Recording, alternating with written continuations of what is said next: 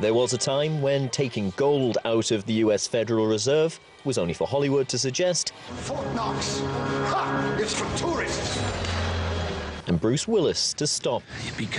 But the financial crisis in Europe saw Germany decide it wanted to bring home a significant chunk of the precious metal from the United States. Despite the aim to ship 300 tons to Frankfurt by 2020, so far they've only managed to bring back just over 10% of that.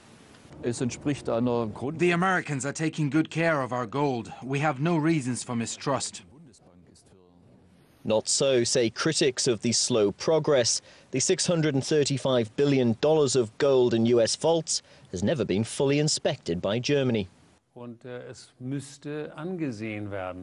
Why we haven't been allowed to inspect this escapes me. I'm no conspiracy theories, but the Bundesbank should be able to audit the gold once a year like it does with the reserves in Frankfurt. The lack of inspection has led some to question if it's still there. Even after at least one decade of asking BUBA, Bundesbank and the Fed, there is still no shred of evidence that the German gold is untouched in the New York Fed's vaults.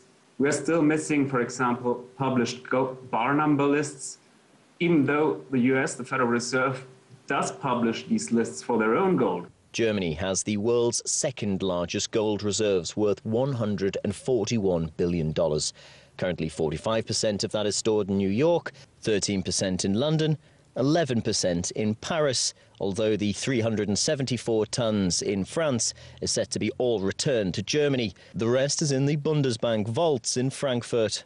Anyone questioning the safety of the gold reserves have been laughed off as conspiracy theorists by those in charge. They say it's solid financial management. The Bundesbank maintain that their plan is on track.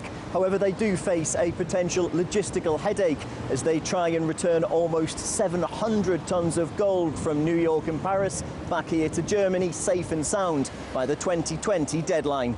Peter Oliver, RT, Berlin.